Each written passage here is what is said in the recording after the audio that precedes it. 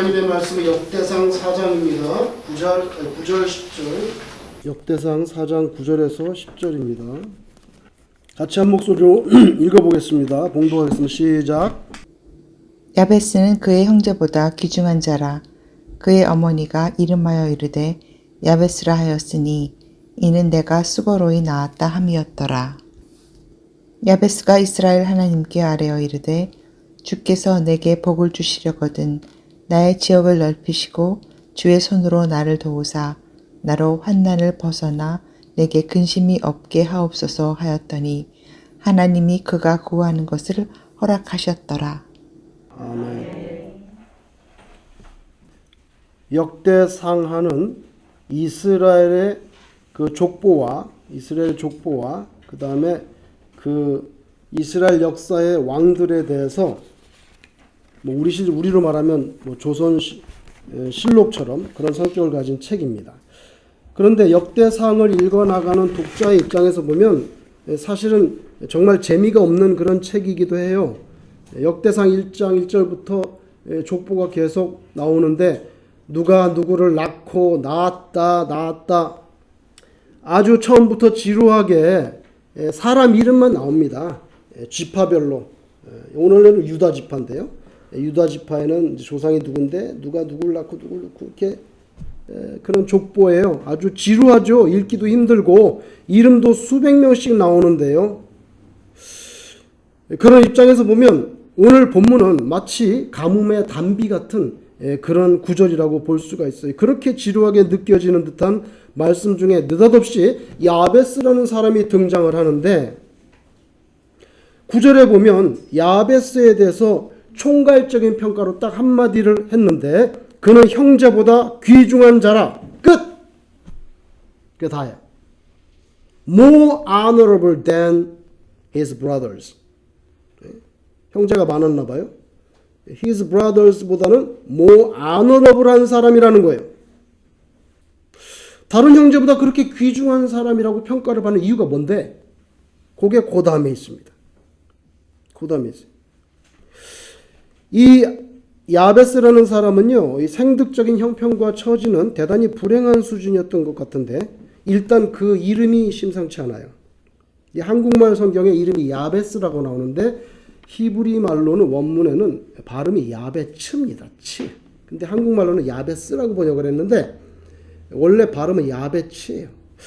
그럼 이제 야베츠라는 애가 태어났다는 거예요. 유다족 속에 태어났는데 뭐라고 나오냐면 그래서 이름을 야베츠라고 지었다. 근데 그 어머니가 이 아들을 낳을 때 수고로이 낳았기 때문이다. 수고로이 낳았다. 그러면 힘들게 애를 낳았다는 건데 여기 수고로이 할 때 수고라는 단어는 히브리 원문에 원래 성경 원문에는요 고통이란 뜻이에요. 그냥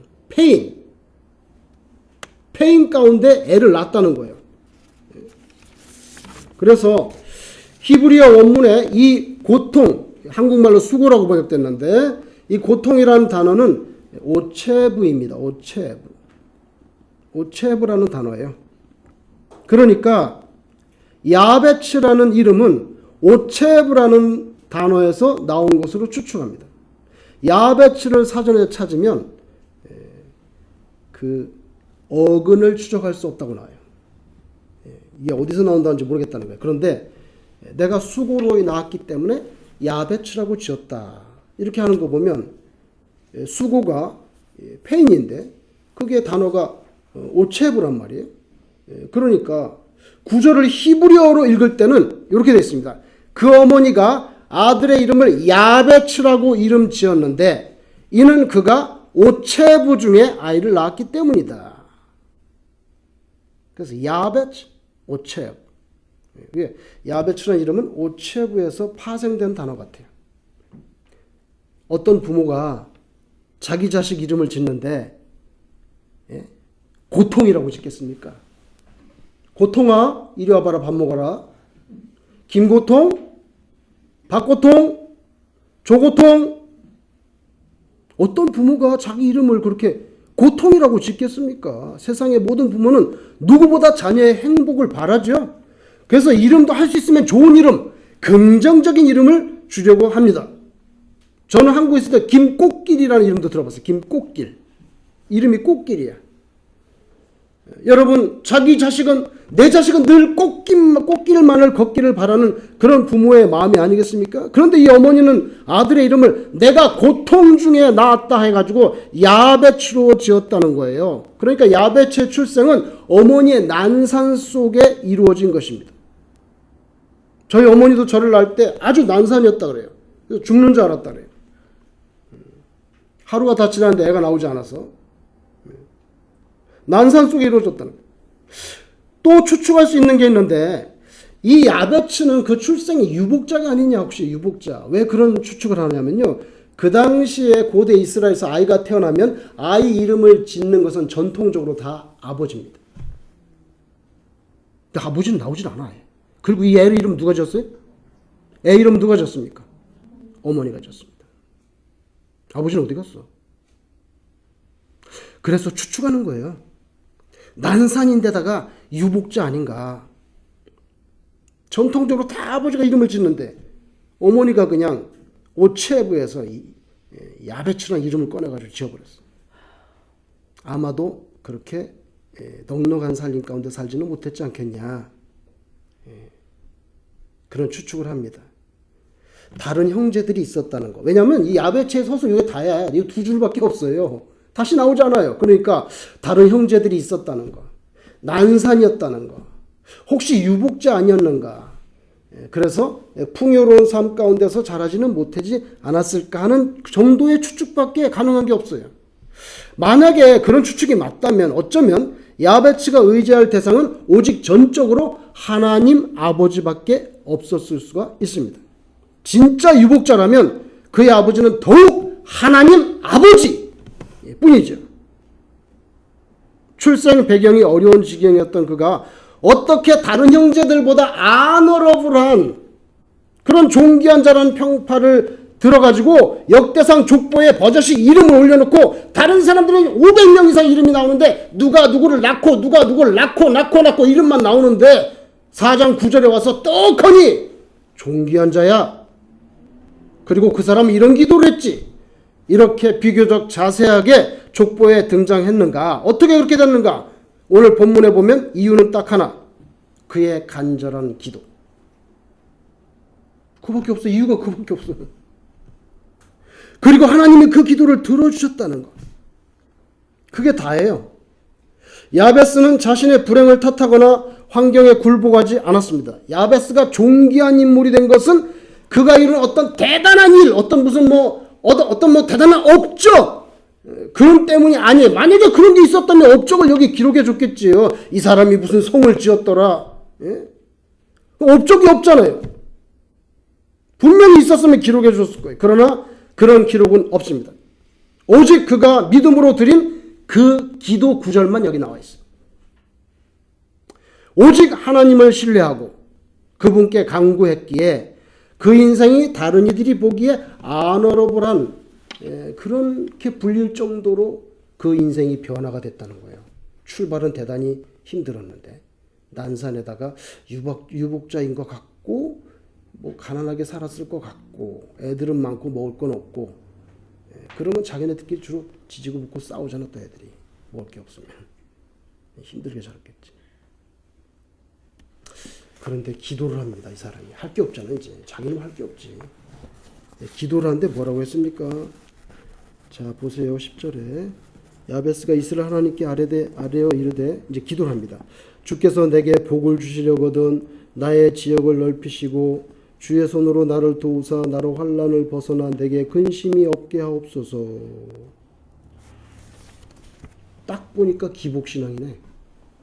뭐 더 이상 할 말이 없네. 전부 자기 복 받게 해달라는 건데. 그렇게 색안경을 끼고 야베스를 들여다볼 필요는 없다는 거예요.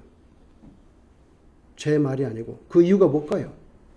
딱 보니까 기복신앙이네. 여러분 기독교 신앙에 거대한 두 가지 축이 있다고 하면 복을 받는 것입니다. 이건 종교의 본질이에요. 이걸 부인할 수 없어요. 또 한 건 뭔지 아세요? 십자가를 지는 것. 사명을 감당하는 것. 나의 삶과 정신을 바쳐서 헌신하는 것. 요게 두 가지 기둥인데 요쪽을 다 버려. 십자가, 내가 주를 위해서 인내해야 되는 거, 고통받아야 되는 거, 참아야 되는 거, 사명을 감당하기 위해서 밤에 잠 못 자는 거, 헌신하 이거 다 버리고 요것만 바라고 있어. 그게 기복신앙이야. 그런데 이게 그렇지 않고 한꺼번에 이루어진다면 복을 구하는 것 자체가 하나도 나쁜 게 없지. 그렇죠? 그러니까 오늘 야베스 이 기도가 딱 보니까 기복신앙이네. 이렇게 색안경을 끼고 볼 필요가 없는 명백한 이유가 뭔지 아세요? 그 다음에 있습니다. 하나님이 그가 구하는 것을 허락하셨더라. 요겁니다. 하나님이 어떤 질책을 하지 않았어. 너 왜 그따위 기도만 하냐? 이런 질책을 하는 게 아니라 기도한 걸 다 이루어주셨다는 거예요. 하나님이 허락하셨다는데 우리가 뭐라고 헛다 대고 기복신앙이니 뭐니 그런 토를 붙여? 그거는 월권이지. 월권이에요. 그러니까 우리는요, 야베스의 삶을 디테일하게 모르잖아요. 겉으로 표현된 이 두 줄밖에 없는데 그걸 가지고 색안경을 끼고 들여다볼 필요는 없어요. 더군다나 하나님이 허락했다는데 왜 네가 말이 많아? 그죠? 끝. 그의 기도를 보죠. 야베스가 이스라엘 하나님께 아뢰어 이르되 주께서 내게 복을 주시려거든 나의 지역을 넓히시고, 여기도 영어도 테리토리라고 되어 있어요. 나의 지경을 넓혀 주옵소서라고 하나님께 부르짖었는데요. 오늘날 우리 형편의 의미로 이걸 해석해 본다면 하나님 나의 영향력을 좀 확대해 주세요. 내가 이만 속이 좁아가지고 못 살겠어. 좀 확대해 주세요. 좀 그런 기도라고 볼 수가 있어요. 여러분, 우리는 이 기도를 신자의 입장에서는 어떻게 이해해야 될까요? 하나님 저한테 좀 땅을 큰 걸 주세요. 땅을 큰 걸 줘가지고 교회도 짓고 뭐 여러 가지 할 게 많은데 농장도 짓고 땅 좀 큰 걸 주세요. 여러분 이렇게 생각하기보다는 주님 제가 이 지역에 미칠 수 있는 복음의 영향력을 좀 확장시켜 주옵소서. 이런 기도가 아니겠습니까? 그런데 지경이 넓어진들 악한 세력들이 막 부글부글 끓어가지고 주먹질하고 달려들고 핍박이 잦아진다면 그 인생은 의기소침하게 돼요. 절망하게 되죠. 그래서 더욱 필요한 게 뭔지 아세요? 지경을 넓혀주실 뿐만 아니라 그 미치는 영향력의 범주에 대한 하나님의 보호하심을 좀 같이 주세요. 하나님의 보호하심 꼭 필요합니다. 지경만 넓히면 뭐합니까? 하나님의 프로텍션이 있어야죠. 아마도 그래서 야베스는 이어서 이렇게 기도했어요. 오늘 본문에 지경을 넓혀달라고 한 다음에 주의 손으로 나오죠? 주의 손으로 나를 도우사 나로 환난을 벗어나 내게 근심이 없게 하옵소서. 하나님의 손 꼭 필요하다는 거예요. 성경에서 하나님의 손은 하나님의 임재와 능력을 상징합니다. 주의 거룩한 손으로 덮는다. 하나님의 임재, 하나님의 능력. 그죠? 자기 백성을 구원하실 때 드러나는 성경적인 표현. 주의 손이 임하사. 예를 들면 여호수아 4장 24절. 이는 땅의 모든 백성에게 여호와의 손이 강하신 것을 알게 하여. 이렇게 나옵니다. 모든 백성들에게 하나님의 손이 얼마나 강한지 알게 해주겠다. 시편 89편 21절. 내 손이 그와 함께하여 견고하게 하고 내 팔이 그를 힘있게 하리로다. 이사야 59장 1절에 여호와의 손이 짧아 구원하지 못하심도 아니요 나오죠. 여호와의 손. 하나만 더 예를 들면 사도행전 11장 21절. 주의 손이 그들과 함께 하심에 수많은 사람들이 믿고 주께 돌아오더라. 그러면은 우리 교회는 주의 손이 우리와 함께 하지 않으셨기에 수많은 사람들이 믿고 주께 돌아오지 않는 것입니다. 비극이죠. 비극입니다. 그러니까 우리는 이것을 기도해야 되는 거예요. 주의 손이 여기에 임하셔서 수많은 영혼들이 믿고 돌아오는 거. 요거는 하나님이 하시는 건데. 그죠? 사도행전은 됐는데 저희는 안 되고 있는 거예요. 얼마나 비통한 일입니까? 마가복음 9장 29절. 귀신 들린 아이를 못 쫓아내가지고 헤매고 있는데 예수님이 산에서 내려오셔서 귀신 들린 아이를 쫓아주고 제자들에게 주신 말씀, 기도 외에 다른 것으로는 이런 종류가 나갈 수가 없어. 기도밖에는 귀신을 내쫓을 근거가 없다. 여러분, 이 땅은 악한 사탄의 세력과 주의 자녀들 간의 전쟁터입니다. 하나님의 절대적인 보호하심이 우리 영적 생명의 보존이 되느냐 안 되느냐의 관건이에요. 관건이에요. 하나님의 보호하심 없으면 우리는 영적으로 죽은 생명이죠. 기도는요, 하나님의 방패를 덧입는 장치와도 같습니다. 기도에는 마귀를 쫓아낼 방법이 없다고 예수님 말씀하잖아요. 그런데 기도를 안 하고 있으면 맨날 당하는 거지. 기도는 호흡과 같아서 데살로니가전서 5장 17절에 쉬지 말고 기도하라고 가르쳤습니다. 예수님의 모습도 보면 누가복음 22장 39절에서 46절에 보니까 습관을 쫓아 감남산 올리브 그 산이죠. 습관을 쫓아 감남산에 가셔서 기도합니다. 근데 뭐라면 땀이 땅에 떨어지는 핏방울 같이 되도록 하셨어요. 여기 습관을 쫓아 감남산에 갔다. 습관적으로 기도하면 되나? 그렇게 하면 안 좋게 들리지만 좋은 면도 있어요. 그냥 무조건 기도하는 거지, 그 사람은. 오늘은 기도 좀 해봐야 되겠어. 내일 가면 오늘은 내키지가 않아, 내가 좀. 기분도 안 좋고. 그럼 작심하고 기도해. 남자들은 아침에 일어나면 수염을 깎아야 되는데, 여자분들은 복 받은 줄 아세요. 이게 얼마나 귀찮은 줄 아세요, 이게. 시간도 얼마나 걸리고. 근데 어떤 사람이 내가 오늘은 이 면도를 하리라 작정하고 해. 했다 안 했다. 아니, 항상 해야지. 그래서 습관을 쫓아 뭡니까? 예수님이 예루살렘에 계실 때 항상 그 감람산에 가서 기도하셨던 거예요. 그거를 가룟유다가 알기 때문에 예루살렘 종교 당국자들 그 하속들을 데리고 바로 거기로 찾아온 거지. 왜? 어디서 기도하는지 알고 있으니까. 어디서 기도하는지 알고. 뻔히 거기 있는데 신경 쓸 거 없어. 바로 거기 있어. 거기 가면 돼. 그렇게 간 거죠. 그래서 습관을 쫓아 기도한다는 말이 긍정적으로는 좋은 말이에요. 항상 체질화되어 있다는 체질화. 오늘 내 작심하고 기도해 보리라. 그게 아니고 항상 기도하는 거예요. 근데 땀이 땅에 떨어지는 핏방울같이 되도록 성경에 보니까 힘쓰고 애써 더욱 간절히 기도하심으로 이게 됐습니다. 우리의 기도의 본을 보여주셨어요. 여러분, 예수님이 성경에 힘쓰고 애써 더욱 간절히 얼마나 애써 기도하셨길래 땀이 떨어지는데, 얼굴에서 땀이 땅으로 떨어지는데 핏방울같이 보였다는 거예요. 피가 떨어진 건 아니고, 땀이 떨어지는데 핏방울같이 보였다는 거예요. 자, 제가 여러분 질문 드릴게요. 겟세마네 동산은요, 건물 내부가 아니에요. 그 이스라엘 가서 겟세마네 동산 저희 다 가봤지만 그냥 야외 들판이에요. 야외.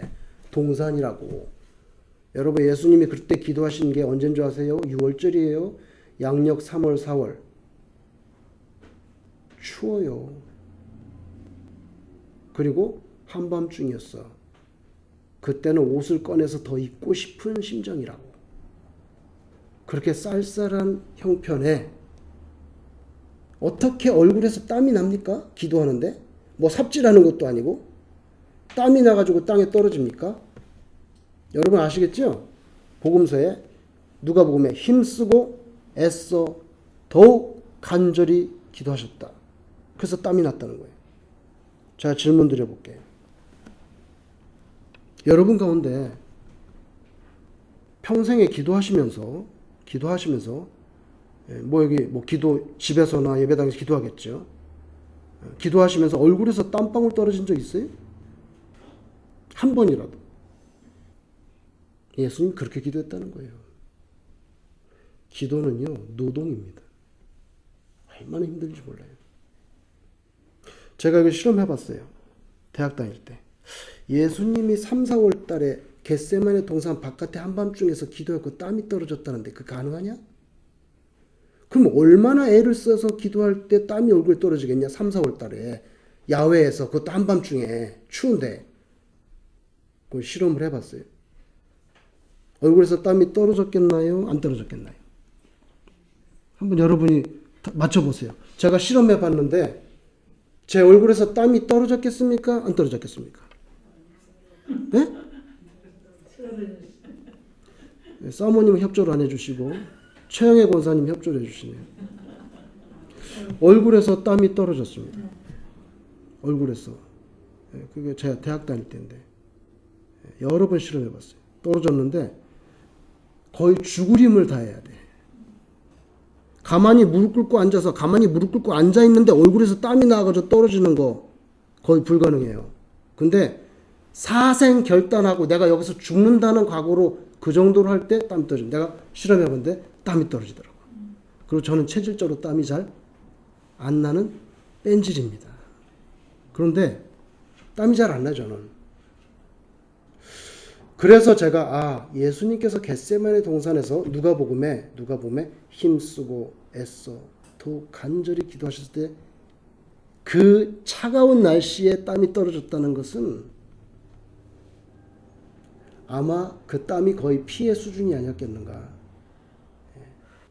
여러분, 그런 기도를 할 때 뭔가 역사가 벌어지는 줄로 믿습니다. 야베스는 제 생각에는 그런 기도를 드린 거예요. 그런 기도를 드린 거예요. 하나님께서 기복신앙적인 기도하지만 질책 한 번 안 했어요. 바로 허락해 주셨어요. 허락해 주셨어요. 그리고 제 인생에 저도 몇 번 위기를 당했을 때 하나님께서 거의 즉시 응답해 주는 경험했어요. 그거는 바로 목숨을 내걸고 드릴 때, 고를 때. 여러분, 요한복음 16장 24절에 예수님 말씀합니다. 지금까지는 너희가 내 이름으로 아무것도 구하지 아니하였으나 구하라. 예수님 이름으로 구하라. 그리하면 받으리니 너희 기쁨이 충만하리라. 이렇게 했어요. 기도가 뭡니까? 내 한계를 뛰어넘는 유일한 영적인 방법입니다. 우리는 내 속에 있는 어떤 걸 끌어내가지고 나 자신을 넘어설 수가 없어요. 불가능해. 왜냐하면 다 수준이 뻔하기 때문에. 여러분, 하나님의 도우심으로 나를 넘어서야 됩니다. 야베스 인생과 우리 인생의 차이가 뭔지 아세요? 기도의 차이입니다. 야베스의 위대함이 바로 이겁니다. 원망거리를 기도거리로 바꿔버리는 거예요. 빌립보 4장 6절 아무것도 염려하지 말고 다만 모든 일에 기도와 간구로 너희 구할 것을 감사함으로 하나님께 아뢰라. 그리하면 모든 지각에 뛰어난 하나님의 평강이 그리스도 안에서 너희 마음과 생각을 지킨다. 여러분, 역대하 20장쯤에 가면요, 어떤 중요한 전쟁이 하나 나오는데 거기에 암몬과 모압과 마온 세 족속이 똘똘 뭉쳐가지고 연합군을 이루어서 남유다를 침공하는 사건이 벌어집니다. 여러분, 암몬도 세고 모압도 셉니다. 지금도 암몬 있잖아요. 요르단에 가면 수도 아니에요? 요르단에 수도 같은데 암몬. CD 이름이 암몬이라고 성경에는 똑같아. 그 암몬만 해도 센데 암몬, 모압, 마온 세 개 족속이 합쳐가지고 유다를 침공했는데요. 침공당하는 유다 왕국의 왕은 이름이 뭐냐면 여호사밧이에요. 여호사밧이라는 왕이 거기에 보니 역대하 20장에 보니까 성전에 갔더라고. 백성들을 다 불러 모았어요. 그리고 성전 뜰에 섰어요. 예루살렘 성전 뜰에 서가지고 기도를 하는 거예요. 왕이. 그런데 기도하는 중에 역대하 20장 12절에 이렇게 기도합니다. 자, 읽어볼게요. 뭐라고 기도했냐면 우리를 치러 오는 이 큰 무리를 우리가 대적할 능력이 없고 어떻게 할 줄도 알지 못하옵고 오직 주만 바라보나이다. 간단해. 하나님, 능력 없고 방법 모르겠고 그래서 오직 주님만 바라보고 있습니다. 지금 이 성전에 다 모여가지고 절체절명의 순간이에요. 유다 왕국의 왕이 백성들 앞에서 하나님 안 도와주시면 우리는 끝입니다. 죽습니다. 하나님 어떻게 안 도와주시겠어요? 야베스와 비슷해요. 오직 하나님을 내 인생의 센터로 모시고 살았던 신앙인들, 뭐 여호사밧이든지 야베스든지 다 똑같은 사람이죠. 근데 여러분, 훗날 야베스라는 이 사람의 이름이잖아요. 이 야베스라는 이름을 본딴 지명이 생겨났어. 지명이. 그 도시 이름이 생겨났단 말이에요. 역대상 2장 55절에 보면요, 야베스라는 지명이 나와요. 지명이 나와요. 여러분, 우리가 살고 있는 여기도 보면 사람 이름 따가지고 그 대단한 명예 아닙니까? 명예? 예, 뭐 링컨 터널 우리 잘 알죠? 예? 그 다음에 뭐 조지 워싱턴 다리, 존 F 케네디 공항, 이거 사람 이름이잖아요, 그죠? 한국에 뭐 을지로, 세종로, 퇴계 이왕 따서 퇴계로, 그죠? 사람 이름을 따가지고 지명을 만드는 거 대단한 명예죠. 명예입니다. 아브라함이 얼마나 위대하고 유명한 사람입니까? 근데 아브라함을 따서 만든 지명은 없습니다. 근데 야베스는요, 역대상 2장 55절에 보면 야베스의 사람들이 살았다, 그러니까 지명이 나와요. 오늘 본문 야베스의 기도가 주는 교훈이 뭔지 아세요? 하나님만 바라고 기도한 인생이 불행한 출생 배경을 뛰어넘어서 존귀한 자가 되었다는 거예요. 그리고 하나님이 얼마든지 우리 인생을 구원해 주실 수 있는 진짜 전능자라고 하는 우리의 그 믿음에 대한 재확인, 요겁니다. 우리나라 식품을 대표하는 거 있다면은 김치가 아닐까. 김치는 뭐로 만들죠? 배추로 만들죠. 배추는요, 저온성 채소예요. 이렇게 조금 차가운 데서 잘 자라는데 최적 생육적 온이 섭씨 18도에서 21도예요. 거기에서 제일 자라고 그 위로 가거나 아래로 가면 좀 둔하지만 뭐 그래도 살 수는 있지만 18도에서 21도 섭씨로 사계절 재배가, 여러분 봄, 여름, 가을, 겨울 계속 나와요. 배추는 계속 나와. 그런데 중부, 이북, 강원도 산간 지역에는요, 지금 10월 16일이죠? 이때 10월 중순 되면 벌써 첫 서리가 내리는 경우가 많아요. 10월 말 되면 당연히 내리고, 근데 중부, 이북의 강원도는요, 10월 15일 되면 벌써 서리가 내립니다. 어릴 때 제가 늦가을에 아침에 일어나서 학교를 가는데, 학교를 가려고 나오면 동네 이렇게 보면 배추가 쫙 밭에 깔렸는데 서리가, 허연 서리가 내려가지고 배추가 다 얼었어. 아침에 학교 가는데. 제가 생각하는 게, 다 얼어버린 것 같은데 저거 갖다가 내다 팔 수 있나? 저 다 얼어버린 것 같은데 저런 거 가지고 김치 담궈 먹을 수가 있나? 어릴 때 그런 생각을 학교 가면서 하는 거예요. 근데 나중에 안 사실인데, 그 서리가 배추에게 유익하다는 걸 알았어요. 30년째 강원도 평창에서 배추 농사 짓는 그분의 말을 그대로 옮기면요, 보세요. 아침에 허옇게 설이 맞아도 오후가 되면 기온이 올라서 초록색 잎으로 돌아옵니다. 오히려 서리를 맞으면 조직이 더 단단해지고 고소한 맛, 씹히는 식감이 더 나은 좋은 품질이 되니까 설이 맞아도 좋습니다. 여러분, 비유하자면요, 야베스의 출생 환경이라는 거는 뭐 말하자면 그 설이 맞은 배추 뭐 그런 거 아닐까요? 출생부터 나를 둘러싼 어려운 현실이라고 하는 그 된서리를 맞았어요. 엄마가 나를 고통이라고 이름 지어버렸어. 조고통.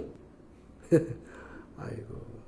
그런 된서리를 맞아도 오직 하나님을 바라보면서 하나님이 나를 갖다 구제할 수 있다. 하나님이 나를 살려줄 수 있다. 하나님이 나를 널브러져 시체같이 있는데 그렇게 살지 않고 일으켜 세워줄 수 있다. 오직 하나님께 기도함으로 아주 귀한 인생이 될 수 있었다는 거예요. 이 역대상 책을 아무리 읽어봐도 야베스에 대한 더 이상의 진술은 없습니다. 그러므로 야베스는요, 자신의 어떤 영웅적인 그런 그 공로, 영웅적인 어떤 히어로익 액트, 그런 거, 그 때문이 아니라 하나님께 올려진 하나님 저 살려주셔야 되겠습니다. 내 지경 넓혀주시고 주의 손으로 나를 덮어서 환난에서 면하고 근심을 거두게 해주십시오. 순수하고 간절한 기도, prayer request. 그 하나 이유 때문에 오늘 여기 역대상에 하나님께서 이름을 찍어줬어요. 예수님의 모습에서도 늘 기도하시던 모습을 빼버리면, 예수님의 모습에서 기도하는 모습을 빼버리면요, 마치 핵심 노른자가 사라진다고 봅니다. 여러분의 삶 속에 야베츠 같은 어떤 오체부 그런 고통이 있는가? 모르죠, 그거예요. 다 자기만의 사정이 있으니까. 근데 그런 고통이 부르짖을 수 있는, 그런 고통이 탄원할 수 있는 궁극적이고 유일한 존재는 성삼일체 하나님 한 분밖에 없습니다. 이건 해볼 만한 장사예요. 해볼 만한 장사라고. 확실한 장사예요.